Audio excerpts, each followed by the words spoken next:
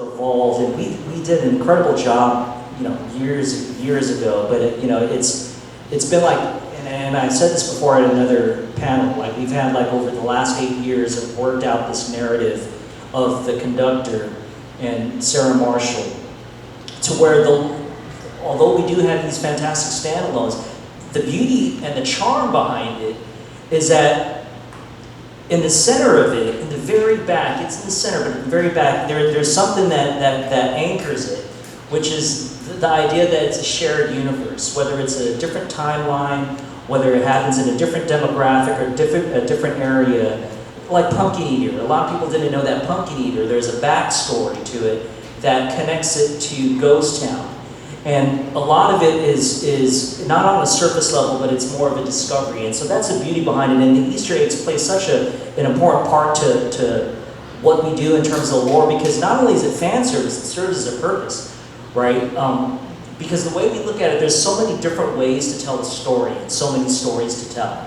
And a lot of it sparks that interest for a lot of folks that happen to frequent our mazes on a regular basis, not just once in a year, but maybe over 3 or 4 times, to where they can walk into a maze that's been open for 3 years later and discover something that just brings an extra layer and an extra texture to it. A good example would be like Grimoire, right? For those of you that know about the Grimoire book, a lot of that is connected, and you could find that.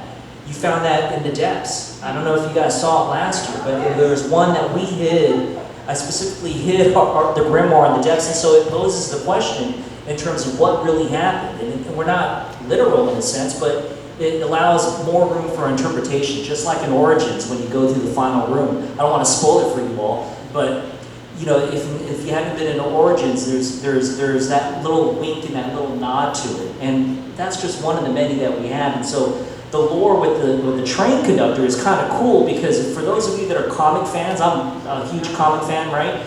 Like if you guys know who Watsu the Watcher is, he's almost like this narrator or this person, this all-seeing being that sort of overlooks the Marvel Universe. And in a lot of ways, that train conductor is just that. He's not necessarily the one pulling the strings, but he's the through-line thread that kind of allows us to see these different glimpses of nightmares. And so it goes deep, and that's the beauty, I think, of Scary Farm, is that we can look at these new announcements of these new mazes and wonder what Daniel or Gus has kind of sort of factored into the fact that maybe there is an anchor there, and where can you see it? So it's kind of fun. It allows us to dive into Easter eggs that open up a new chapter and new stories that we can tell there down the line. Kind of cool.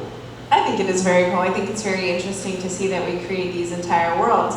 Karen, I have a question for you. When you were dealing with these, like let's say last year in Music Monsters and Mayhems, and we had to integrate the Green Witch, who is our standalone icon, what was a little bit of the thought process of bringing her to the show and the things like that? Tell us a little bit about like what you guys did to make her come to life on stage.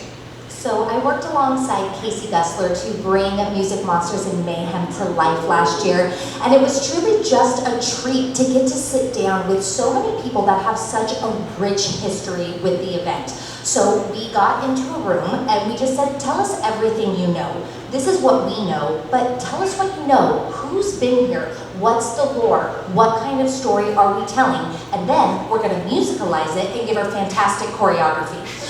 So it was just really fun to get to go back to that storytelling, to see how she existed in this world for so long, because right, people like the Green Witch and the folks of Ghost Town Streets, they're so iconic. So of course we really wanted to do her service, and we just took from photos and stories and just things that we had seen over the years, and we got the, I would say, sheer honor to get to bring her to the stage, which was really exciting. And then Paul, it goes over to your team, and your team has to make these huge sets come to life that give our characters the life. How can you explain a little bit about how that went for your teams? For which one? Music Monsters and Mayhem last year, or bringing stage productions to life in general. So in general, again, it goes back to we get the creative, and they understand what the story is that they want to tell, and they work with the creative designer on the stage, and they create what we call a design package. And it is every scene that you're going to see as a guest fully realized on paper. And my team then takes it and through various processes creates those scenes in real life. Stages are interesting because we get to show you one single picture, and they come in, you see them, and they go away. You don't know what's on the backside. We only have to make it real on that face.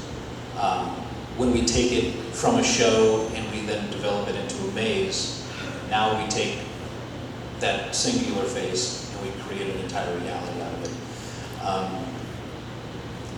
The process itself is long. Some of these shows and some of the mazes, we will start our productions in as early as February. This year for our Widow's Maze, we started there in middle of March. And we've been working on it diligently since.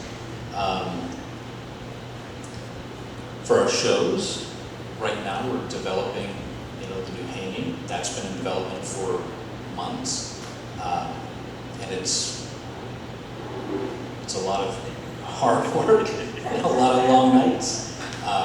I appreciate my family allowing me the opportunity to do that and not kill me every day. So. It is really true. It is a Scary Farm is not as long, so is the build is as long as Scary Farm, if not longer. Well, we're going to do the last send-off. Do you guys have any tips, tricks, comments, and things that you can tell the group about being a creator for Scary Farm before we wrap up this panel for this today? John, I know you got something. Like, we're always hiring. That's the crazy thing is KSN.com, /jobs. Knots.com, right? /jobs. Right. I think I'm excited because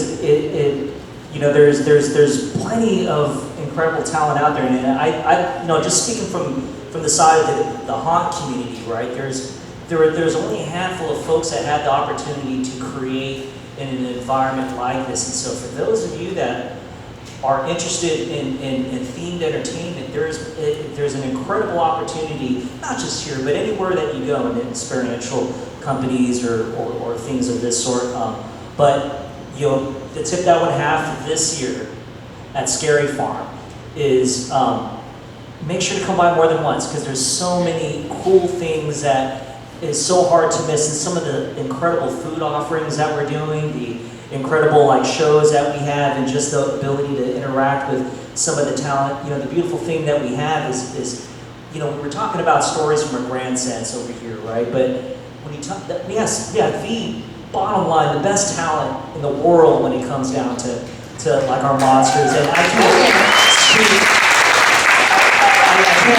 can't go without saying that, because everything down from the dancers that Karen works with at Goring 20s down to the street monsters. The beautiful thing is that, the entertainment doesn't stop the minute you exit a maze or the minute you finish watching a show. The minute you step out into the streets, the event as a whole is a show. And that's the beauty of it, is that even though you don't get a chance to go and find time to make it through a maze, enjoy what we have out there, the smaller things, because there's a nice little intimate setting that Scary Farm has, and a lot of that is driven by our talent that we see on the streets and the folks working behind the concession stand. There's a lot to see and a lot to enjoy, so try to come out more than once if you can.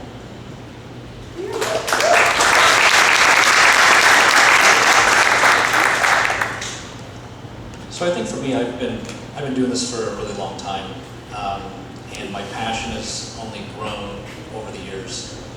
And I think for me, my closing statement would definitely be what I tell my crews in the middle of the night as we're getting close to the end and everybody's tired and we're all exhausted. And we just don't want to see the sun come up again. We do a lot. This is the coolest job in the world. What we get to do is create living, breathing nightmares. Who gets to say that you know, to do that for a living? And then we get to share those nightmares with you.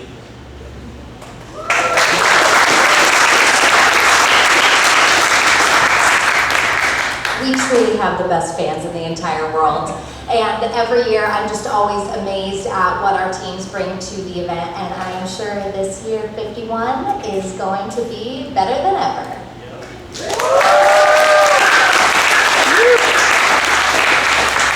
My presence to everybody is if you see us in the fog, which I'm sure you will, we will be running around, whether we are standing back watching a show or whether we are helping talent be talent, or whether you see us fixing something in a maze and you see us when we have a moment, don't be scared to come and say hello and chat with us. We would love to have a conversation with you guys and to tell you a little bit if you have questions or comments about what we do or how to even get involved, because I mean at some point none of us were sitting up on this chair and we were fans just like you. So, I mean, I was a fan, and that's just saying, so please come and talk to us. None of us fight. We are all very friendly people. Look at all these smiles up here. So yeah, with that, I would like to say thank you guys for coming to our creators panel. And we are having another panel at 9:20.